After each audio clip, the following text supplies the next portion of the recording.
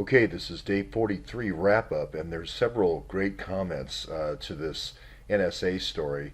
First of all, a lot of people commented Mr. Foe was potentially another soup, like Campbell's soup, going up and testifying yet another runny soup with no meat, and that it was covering the fact that he worked in this area called Special Access Programs. The Tailored Access Unit at NSA does these special access programs. That'll let you get into secure BlackBerry folders, I believe, which, for instance, if you know this code, you can get it. You're using one of these secure BlackBerries, you could get into the code, for instance, let's say drone interdiction in Pakistan. So this could be somebody, this foe could be somebody just releasing these key codes. And it's an old guy. It's a 67-year-old old guy who's about ready to retire. He's working on his resume. Oops, I did it again. Here are the codes for the drone strikes in Pakistan. That could be. Now, a lot of people commented on Reality Winner being at this Fort Gordon in Georgia, this NSA facility in Fort Gordon. I did want to say that I didn't mean to say that Reality Winner worked over at the Naval Nuclear Station. What I meant to say was that she was close, and the information that Reality Winner would be dealing in would be around the Navy and around movements of submarines and so forth, and very highly secure information like that. So again, our enemies knowing where our nuclear subs are is not a good thing. Now here is Turkey wanting to extradite Graham Fuller. So it just shows you how in this series the news just keeps chasing you. It just feels like we're being chased. It's sometimes about 3 months. We're about 3 months ahead, but the news just seems to chase us here on this channel. Turkey wants Graham Fuller. Now I say Graham Fuller did the infiltration plan for Gulen. He didn't do the coup planning, the operational planning. That's more of a General Grange type of thing, something that would be done out of with David Petraeus and General Grange and that sort of thing, CIA. But anyway, I did want to follow up on that. Just to give you a quick look at some of the comments here. I thought the comments were all really good to this. But here's my answer here, which is this old man has this SAP. This Tailored Access Program allows you to get into this SAP. I don't know if it's Secure Access Program or what. It's SAP something.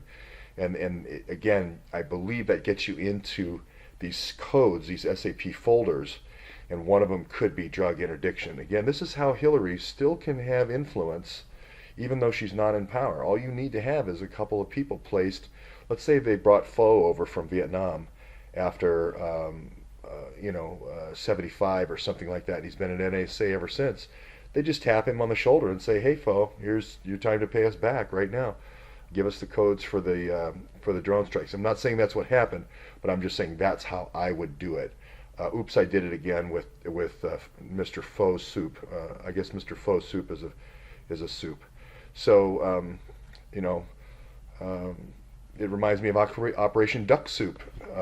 Operation Duck Soup in Vietnam, which was flying heroin into the DMZ for USGIs. So maybe that's a play or a wink off Operation Duck Soup that Mr. Foe was involved in way back when. Who knows? I don't know. You have to ask Mr. Foe. But he looks like he's looking at some court appearances here in Maryland, District of Maryland. You probably already saw this story, which was about these two senior Justice Department officials. This guy named Peter STZR. Okay, it sure does look like a wink on the word strokes, like strokes. But anyway, I'm gonna just call him Peter Strokes from now on because I think it's easy to visualize Peter stroking strokes.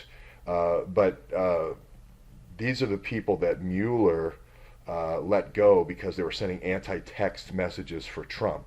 So I think Peter Strokes is going to be your liaison in Andrew McCabe's area at the FBI. I asked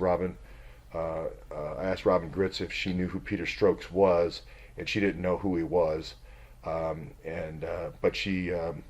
there was another lady that she had heard of at FBI who was kind of in Andy McCabe's group. So anyway, Mueller let two people go who were sending these anti-Trump messages. So I thought that was an interesting thing, an interesting follow-up.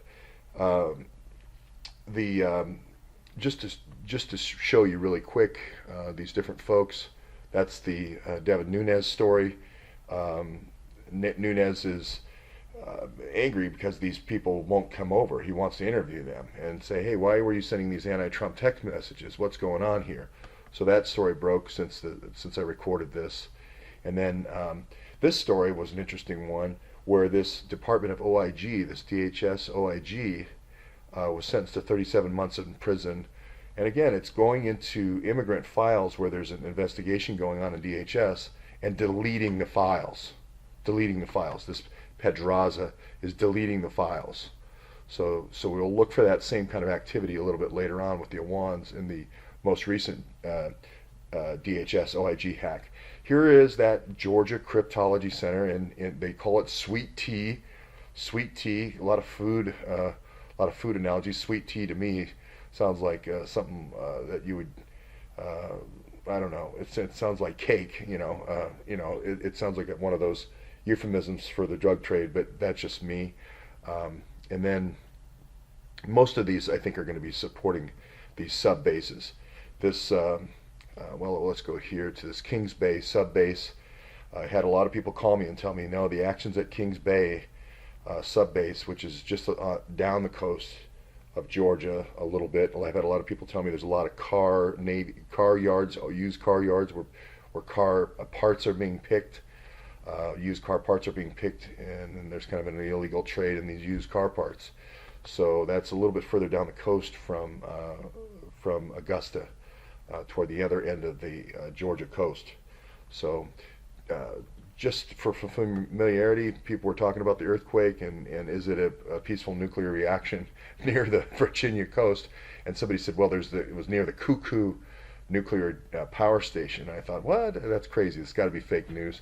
But no, there is a North Anna nuclear generating station not too far south of me here in Virginia, a little bit north of Richmond. So that's your wrap up for today. I just wanted to, for the folks who were wanted to do a late night follow up, there you go.